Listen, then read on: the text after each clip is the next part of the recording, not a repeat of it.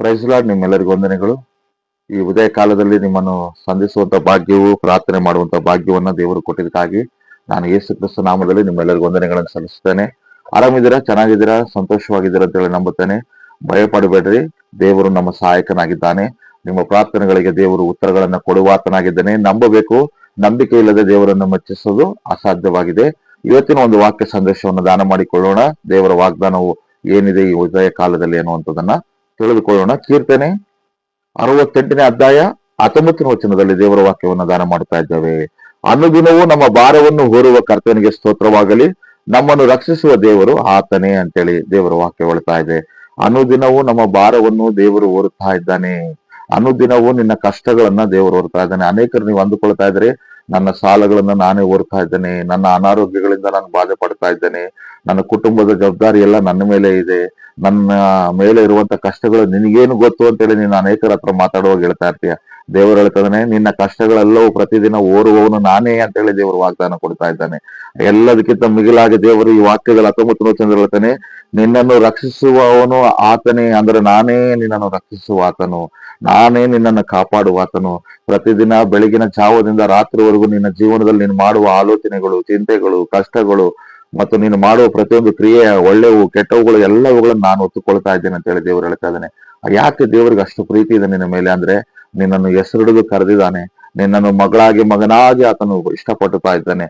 ಆದ್ರಿಂದ ದೇವರು ಹೇಳ್ತಾ ಇದ್ದಾನೆ, ನಿನ್ನ ಭಾರವನ್ನು ನಾನು ಓರ್ತಾ ಇದ್ದೇನೆ, ನೀನು ಚಿಂತೆ ಮಾಡಬೇಡ.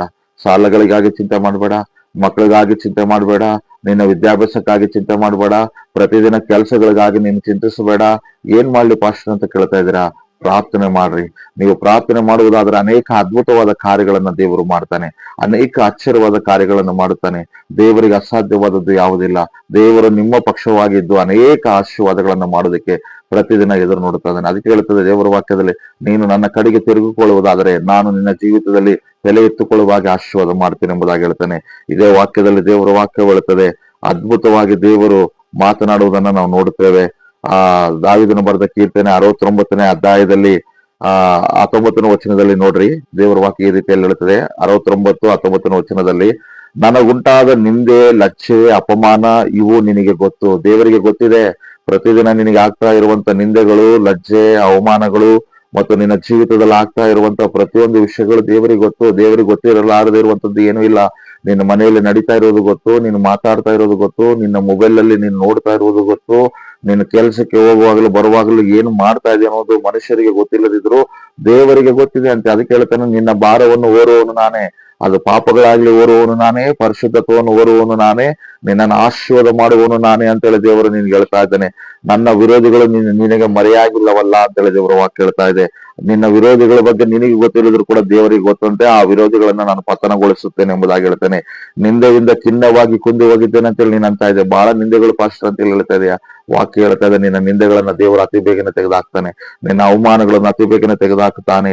ದೇವರ ಮೇಲೆ ಆಧಾರಗೊಂಡು ಪ್ರಾರ್ಥನೆ ಮಾಡು. ಈ ದಿನ ನೀನು ಪ್ರಾರ್ಥನೆ ಮಾಡು. ದೇವರೇ, ನನ್ನ ಅವಮಾನ, ನಿಂದೆಗಳು, ಕಷ್ಟಗಳು, ಸಮಸ್ಯೆಗಳು, ಕುಟುಂಬದ ಜಗಳಗಳು, ಪ್ರೀತಿ ಇಲ್ಲದ ಅಸಮಾಧಾನದಲ್ಲಿರುವಂತ ನನ್ನ ಕುಟುಂಬದಲ್ಲಿ, ಮಾಟ ಮಂತ್ರ ಶಕ್ತಿಗಳಲ್ಲಿ ಬಿದ್ದು ಹೋದಂತ ನನ್ನ ಕುಟುಂಬವನ್ನ ಎಸಯ್ಯ ನೀನೇ ನನ್ನನ್ನು ರಕ್ಷಿಸು.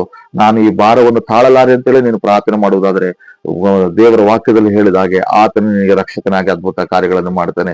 ನೀನ್ ನಂಬುವುದಾದ್ರೆ ಅನುದಿನದ ಭಾರವನ್ನು ಹೊರುವ ದೇವರು ಹೇಳ್ತಾನೆ, ನಾನು ನಿನ್ನನ್ನು ಉದ್ಧಾರ ಮಾಡ್ತೇನೆ ಎಂಬುದಾಗಿ. ನೀನ್ ನಂಬುವುದಾದ್ರೆ ನಿನ್ನನ್ನು ರಕ್ಷಿಸ್ತೇನೆ ಎಂಬುದಾಗಿ ಹೇಳ್ತಾನೆ. ನೀನ್ ನಂಬುವುದಾದ್ರೆ ನಿನ್ನ ಜೀವಿತಗಳಲ್ಲಿ ಅನೇಕ ಆಶೀರ್ವಾದಗಳನ್ನು ಮಾಡ್ತೇನೆ ಅಂತಾನೆ. ಖಂಡಿತ ದೇವರು ನಿಮ್ಮನ್ನು ಆಶೀರ್ವಾದ ಮಾಡ್ಲಿ. ಪ್ರಾರ್ಥನೆ ಮಾಡೋಣ. ಕಣ್ಣುಗಳು ಮುಚ್ಚಿಕೊಳ್ಳೋದಾದ್ರೆ ಪ್ರಾರ್ಥಿಸೋಣ. ದೇವರೇ, ಈ ಮಕ್ಕಳನ್ನು ಆಶೀರ್ವಾದ ಮಾಡು. ಪ್ರತಿ ವಾಕ್ಯಗಳನ್ನು ಕೇಳಿದ ಕುಟುಂಬಗಳಲ್ಲಿ ಸ್ವಸ್ಥತೆ ಅದ್ಭುತಗಳನ್ನು ಮಾಡು. ರೋಗದಲ್ಲಿರುವವರಿಗೆ ಬಿಡುಗಡೆ ಮಾಡು. ಶಾಪಗಳನ್ನು ನೀಗಿಸು. ಅದ್ಭುತ ಅದ್ಭುತ ಅದ್ಭುತ ಆಶ್ಚರ್ಯವಾದ ಕಾರ್ಯಗಳನ್ನು ಮಾಡು. ಯೇಸು ನಾಮದಲ್ಲಿ ಎಲ್ಲರಿಗೂ ಶುಭವು ಕೃಪೆ ಉಂಟು ಮಾಡಿ. ವಾಕ್ಯ ಕೇಳಿದ ಎಲ್ಲರಿಗೂ ದೇವರ ಅವರ ಭಾರಗಳನ್ನ ನೀಗಿಸು ತಂದೆ. Amen, amen. God bless you. ದೇವರು ನಮ್ಮನ್ನು ಆಶೀರ್ವಾದ ಮಾಡಲಿ. ಆಮೇನ್.